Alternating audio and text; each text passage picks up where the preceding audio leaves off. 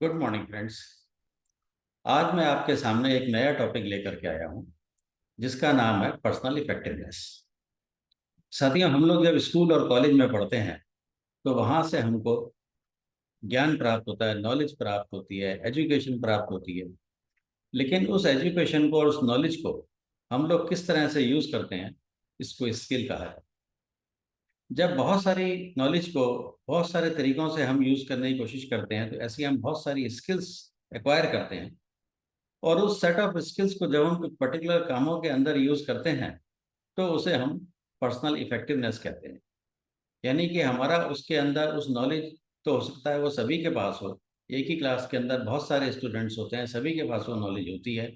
लेकिन कोई उस नॉलेज को किस तरह से यूज करता है, दूसरा किस तरह से यूज करता है, और इस प्रकार से उसकी इफेक्टिवनेस बढ़ जाती है।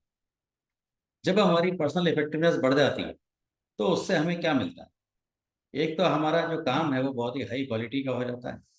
हमारी इंटरपर्सनल रिलेशनशिप बहुत अच्छी हो जाती है। हमारा इंप्रेशन लोगों के दिमाग में बहुत अच्छा हो जाता है। हम अच्छी रेपुटेशन अर्न करते हैं। हम अच्छी रिस्पेक्ट अर्न करते हैं। हम अच्छी सैलरी अर्न करते हैं या अच्छी इनकम अर्न करते हैं। और इस प्रकार से हमें और भी बहुत सारी चीज़ें इफेक्टिवनेस की वजह से या पर्सनल इफेक्टिवनेस की वजह से हमें मिलती। अब पर्सनल इफेक्टिवनेस को एक्वायर करने के लिए, प्राप्त करने के लिए या आगे बढ़ाने के लिए हमें क्या करना है? सबसे पहले हमें इसके अंदर अपने माइंड को बहुत ही पॉजिटिव रखना है।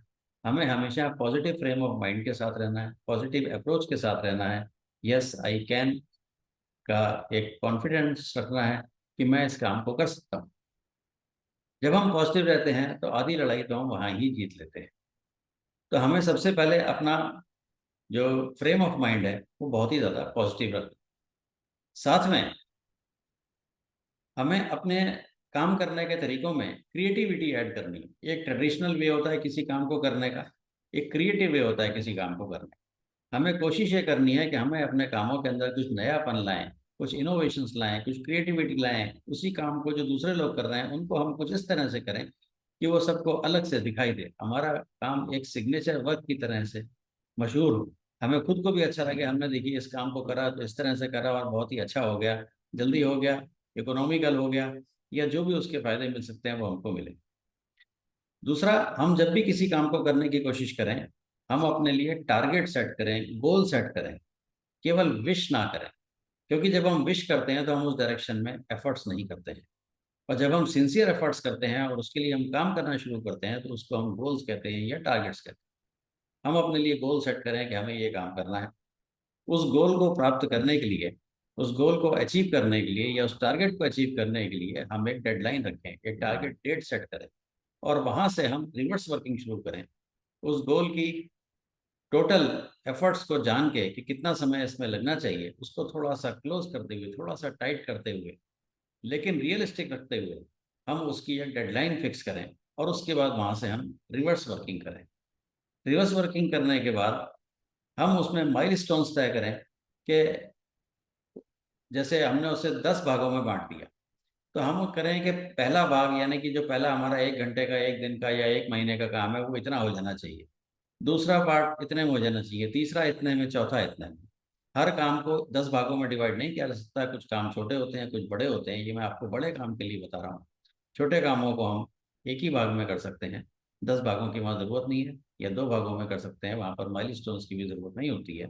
लेकिन बड़े इंपॉर्टेंट और जो जिस तरह के काम हैं जिसमें समय ज़्यादा लगना है या इम्पोर्टेंस उनकी ज़्यादा है, वहाँ पर हम उनकी टारगेट लाइन जहाँ पर बड़ी होती है, वहाँ पर हम उनको डिफरेंट माइलस्टोन्स के अंदर डिवाइड कर सकते हैं और उन माइलस्टोन्स को हमें मॉनिटर करना चाहिए। उसके बाद हम लगातार अपने आप को मोटिवेट करते रहें। हर माइलस्टोन अचीव करने के बाद हम अपने आप को मोटिवेट करें कि देखा हमने ये कर लिया काम, और हमें आगे की तैयारी करनी। लेकिन अगर किसी वजह से हम किसी माइलस्टोन को अचीव करने में फेल हो जाते हैं तो हमें डिप्रेस बिल्कुल नहीं होना है। हमें अपने आप को दोबारा मोटिवेट करना है। दोबारा बहुत ही बड़े जील के साथ और एंथुसियाज्म के साथ दोबारा उस काम के लिए ट्राई करना है, नए सिरे से शुरू करना है। ये समझना होगा कि हम फेल क्यों हुए, उसके कारणों का पता लगाना है, उसकी एनालिसिस करनी है। और उसके बाद हम उस काम को नए तरीके से, या जो भी कमियां रह गई हैं उन कमियों को दूर करते हुए नए जोश के साथ उस काम को दोबारा शुरू करें। और दोबारा शुरू करने के बाद हम उस काम को ज़रूर अचीव कर लेंगे। जब हम अचीव कर लें तो हम दोबारा अपने आप को मोटिवेट करें कि हमने देखिए ये काम बहुत ही अच्छे से कर लिया है। दोस्तों, इस प्रकार से जब हम ये करते हैं तो हमारी पर्सनल इफेक्टिवनेस बढ़ जाती है, हमारे टारगेट्स अचीव करने की शक्ति बढ़ जाती है, और हमें खुद को भी अच्छा लगता है, और हम एक के बाद एक नए नए काम पकड़ते जाते हैं, और धीरे धीरे हमारी ये रोज़मर्रा की आदत हो जाती है। और इस तरह से हमें जो है, हर व्यक्ति एक ऐसे कलाकार के रूप में जानता है, एक ऐसे स्किलफुल व्यक्ति के रूप में जानता है कि जो व्यक्ति जो भी काम करेगा उसका काम दूसरों से अलग होगा, बहुत ही अच्छा होगा, बिल्कुल किसी तरह से भी क्वेश्चनेबल नहीं होगा।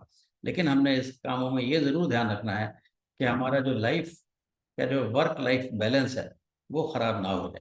हम इतने वर्कोहॉलिक ना हो जाएं कि अपनी पर्सनल लाइफ को भूल जाएं, या पर्सनल लाइफ में इतने न डूब जाएं कि हमारा काम खराब हो जाए।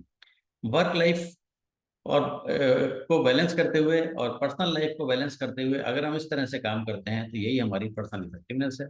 इसी से हमें वो सारे फायदे मिलेंगे जो मैंने पहले बताए हैं आपको।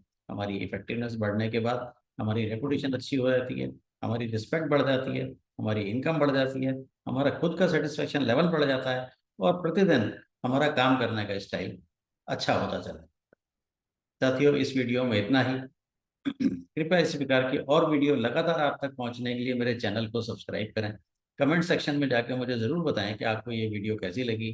तब तक के लिए नमस्कार, धन्यवाद।